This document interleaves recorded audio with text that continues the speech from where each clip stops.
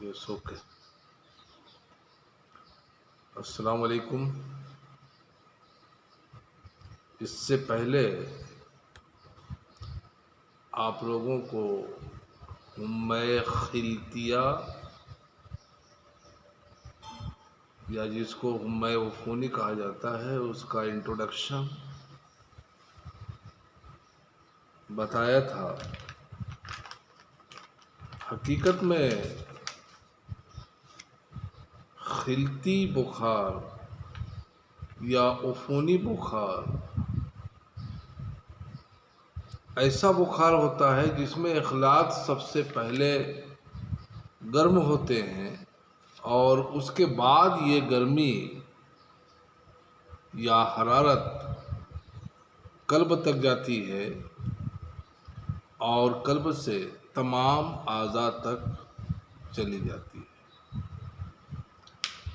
اور اس کے اسباب بھی بہت سارے ہیں، لیکن اس کا ایک خاص سبب جو ہوتا ہے وہ سدہ ہوتا ہے. اس بات پر آپ دھیان رکھیے کہ اس کا سبب سدہ ہوتا ہے اور سدے کی وجہ سے کس طریقے سے عفونت پیدا ہوتی ہے. جب اعضاء میں، عروق کی نالیوں میں، سانس کی نالیوں میں سدہ ہوگا تو ہوائے نسیم ہوائی نالیوں سے سفر نہیں کر پائے گی یا اپنے مخصوص مقام پر پہنچ نہیں پائے گی یا جسم کے مختلف اعضاء تک آکسیجن نہیں پہنچ پائے گی، اور بخارات، دخانی بخارات جو کہ مسلسل تیار ہوتے رہتے ہیں وہ جسم کے باہر نہیں نکل پائیں گے. تو سدہ جو اس کا سبب ہوتا ہے، اس کی وجہ سے عفونت تیار ہوتی ہے. اور عفونت کے بہت سارے اسباب ہم نے بتائے تھے. اسی کو کنٹینیوس کرتے ہوئے آج ہمیں حمیات عفونیہ کی عام علامات کے بارے میں جاننا ہے. علامات، ان بخاروں کی ایک خاص علامت ہوتی ہے. یہ اسباب بادیہ سے نہیں شروع ہوتے بلکہ اسباب سابقہ سے ہی شروع ہوتے ہیں. بادیہ سے نہیں، سابقہ سے، جو حمیات عفونت کی تیاری کا کام کرتے ہیں. یعنی اسباب سابقہ سے شروع ہوتے ہیں اور یہ حمیات عفونت کے لیے تیاری کا کام کرتے ہیں. اب ان کی علامات میں عمومی جو علامات ہوتی ہے، ان میں سب سے پہلے اگر دیکھا جائے گا تو اس کی حرارت جو ہوگی حمہ یوم سے زیادہ ہوگی. حمہ یوم سے حرارت اس کی زیادہ ہوگی. ان بخاروں کے ساتھ لرزہ اور فریری ہوتی ہے. اور تنفس تیز ہوتا ہے کیونکہ ان بخاروں میں تنقیہ اور ترویح کی ضرورت پڑتی ہے. آپ لوگوں نے تنقیہ بھی پڑھا ہوگا، ترویح بھی پڑھا ہوگا. عموماً ترویح جو ہوتی ہے روح کے گرم مزاج کی تعدیل کرنا. ترویح کا مطلب ہوتا ہے روح کے گرم مزاج کی تعدیل کرنا، یعنی کہ ٹھنڈک پہنچا کر اس کے مزاج کو توڑنا. اور تنقیہ کا مطلب ہوتا ہے صاف کرنے کے. تو اس میں عموماً حمیات عفونیہ میں عموماً تنفس تیز ہوتا ہے کیونکہ ان بخاروں میں تنقیہ اور ترویح کی ضرورت بہت زیادہ ہوتی ہے. نبض سریع اور متواتر ہوتی ہے. اس کے علاوہ اکثر حمیات عفونت سے پہلے ملیلہ ہوتا ہے. ملیلہ کے لفظی معنی ہوتے ہیں بدن کے ٹوٹنے کے. یعنی بدن ٹوٹتا ہوا لگتا ہے۔ اس کے علاوہ اس میں سستی و کاہلی، یعنی سب سے خاص جو چیز ہوتی ہے وہ انگڑائیاں آتی ہیں، مریض جمائیاں لیتا ہے، سستی اور کاہلی ہوتی ہے، ہاتھ پاؤں ٹوٹتے ہوئے محسوس ہوتے ہیں، اور اس میں ہاتھ پیر اور جسم میں درد محسوس ہوتا ہے، اور درد خصوصاً سر میں درد اور کمر میں درد، یہ دو چیز میں خصوصاً درد ہوتا ہے اور سر چکراتا ہے۔ ان بخاروں کے ساتھ لرزہ اور فریری ہوتی ہے، اس میں بھوک بھی نہیں لگتی۔ ان کی ابتدائی علامات کے بعد سردی کے ساتھ بخار آتا ہے، کیونکہ ان بخاروں میں پہلے سردی ہوتی ہے، پھر گرمی ہوتی ہے، اور پھر پسینہ آ کر بخار کی علامات پسینہ آ کر بخار اتر جاتا ہے۔ تو یہ جملے پر آپ لوگ دھیان دیجئے کہ اس بخار میں پہلے سردی لگتی ہے، اس کے بعد گرمی لگتی ہے، اور آخر میں پسینہ آ کر بخار اتر جاتا ہے۔ اور اسی لحاظ سے ان کی علامات کو 3 درجوں میں تقسیم کر دیا گیا ہے، لیکن مختلف مریضوں میں ان بخاروں کی شدت اور خفت مختلف ہوا کرتی ہے۔ تو جیسے کہ ان کی علامات میں ہم نے بتایا کہ پہلے سردی لگتی ہے، پھر بعد میں گرمی لگتی ہے، اور اس کے بعد پسینہ آ کر بخار اتر جاتا ہے۔ تو اسی مناسبت سے ان کو 3 درجات میں تقسیم کیا گیا ہے۔ جیسے درجہ برودت، یہ پہلا درجہ ہوتا ہے۔ درجہ برودت یہ سب سے پہلے سردی کا درجہ ہوتا ہے۔ اس میں مریض کا بدن ٹوٹنے لگتا ہے، مریض پر سستی اور کاہلی غالب آ جاتی ہے۔ اس کے بعد بدن کے روئیں کھڑے ہو جاتے ہیں، سردی کا احساس ہونے لگتا ہے، سردی کی ابتدا ہونے لگتی ہے، اور بدن کانپنے لگتا ہے، لرزہ شدید ہوتا ہے، مریض کے دانت بجنے لگتے ہیں۔ کچھ مریضوں میں اتنی زیادہ سردی لگتی ہے کہ ان کا بدن برف کی طرح ٹھنڈا ہو جاتا ہے، ناخن اور ہونٹ نیلے پڑ جاتے ہیں۔ اگر چھوٹے بچے اس مرض میں مبتلا ہو جائیں تو سردی کی شدت کی وجہ سے ان میں تشنج ہونے لگتا ہے۔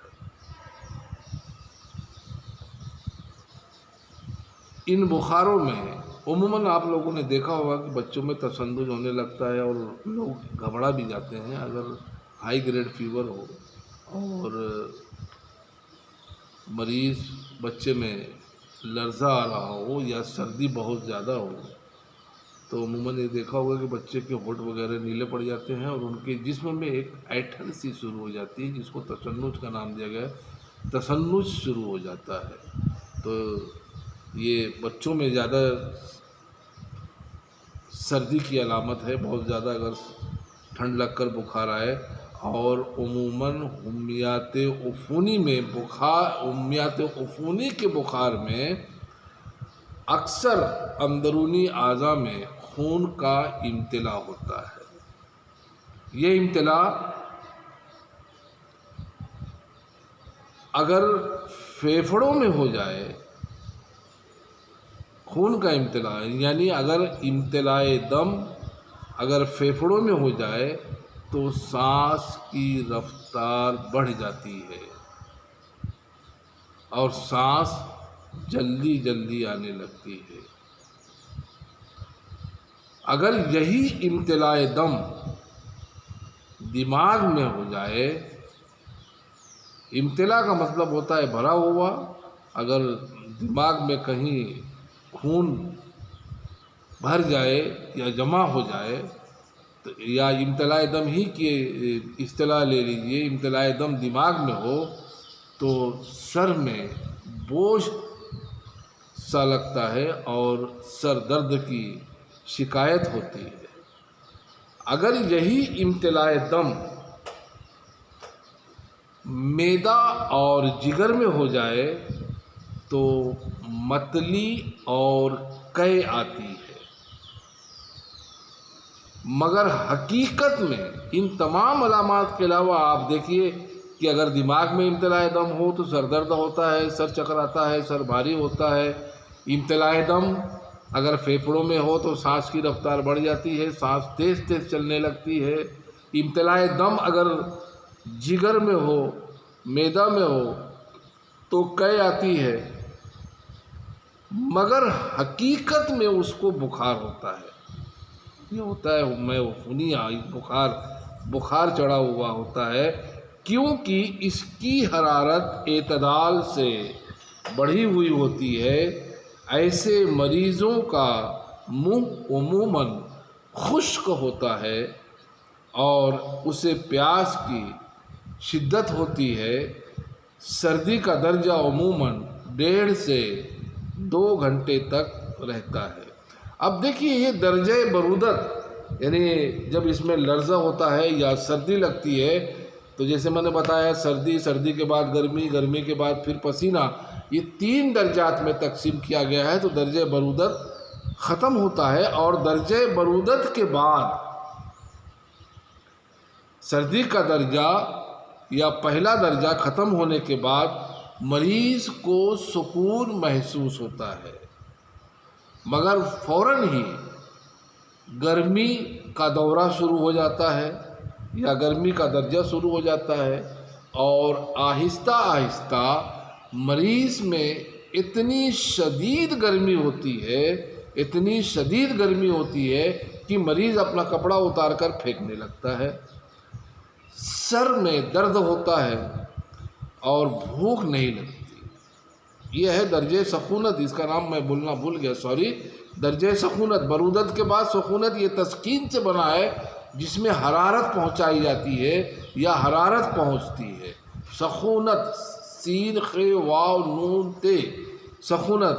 تو برودت کے بعد سخونت کا درجہ ہوتا ہے اور برودت کے بعد مریض کو کچھ آرام محسوس ہوتا ہے۔ اس کے بعد مریض کو تھوڑا گرمی کا احساس ہوتا ہے اور آہستہ آہستہ یہ گرمی اتنی شدید بڑھ جاتی ہے کہ مریض اپنا کپڑا اتار کر پھینکنے لگتا ہے۔ سر میں درد ہوتا ہے اور بھوک نہیں لگتی، لیکن پیاس کی شدت ہوتی ہے۔ اس درجے میں حرارت 101 سے لے کر 104 درجے تک یا 104 فارنہائٹ ڈگری تک رہتی ہے، کبھی اس سے بھی زیادہ ہو جاتی ہے۔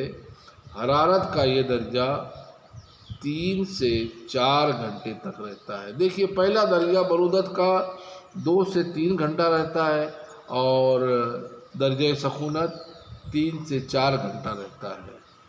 اب آخر میں درجہ تاریک، مطلب پہلے تو آپ دیکھیے درجہ سخونت، پہلے برودت کے بعد سخونت، پہلے ٹھنڈی لگی، پھر اس کے بعد اب گرمی کے بعد پسینہ۔ درجہ تاریک یہ عرق سے بنا ہے، اس میں پسینہ لانے کے کہتے ہیں۔ جب گرمی کا درجہ شروع ہو جاتا ہے جب گرمی کا درجہ ختم ہو جاتا ہے تو پیشانی اور چہرے پر پسینے کی ابتدا ہونے لگتی ہے۔ اس کے بعد اتنا پسینہ آتا ہے کہ مریض کا پورا بدن پسینے سے تر بتر ہو جاتا ہے۔ بے چینی اور پیاس کی گرمی میں کمی ہو کر مریض کا بخار اتر جاتا ہے۔ دیکھیے پہلے برودت، پھر سخونت، اس کے بعد درجہ تاریک، مطلب دونوں درجات کے بعد تیسرا درجہ جو ہوتا ہے یہ پسینہ آنے کا، یعنی پسینے کی ابتدا ہونے لگتی ہے اور اس کے بعد اتنا شدید پسینہ آتا ہے کہ پورا بدن پسینے سے تربتر ہو جاتا ہے، بے چینی اور پیاس کی گرمی میں کمی ہو کر مریض کا بخار بھی اتر جاتا ہے۔ بعض اوقات بعض کمزور مریض پسینے کے بعد نڈھال ہو جاتے ہیں، کمزور ہو جاتے ہیں اور وہ اچھی طرح بات بھی نہیں کر پاتے۔ بعض مریض تھکن کی وجہ سے سو جاتے ہیں اور جب وہ جاگتے ہیں تو ان کو کافی آرام محسوس ہوتا ہے۔ پسینے کا یہ درجہ بہت ہی تھوڑی دیر کے لیے ہوتا ہے۔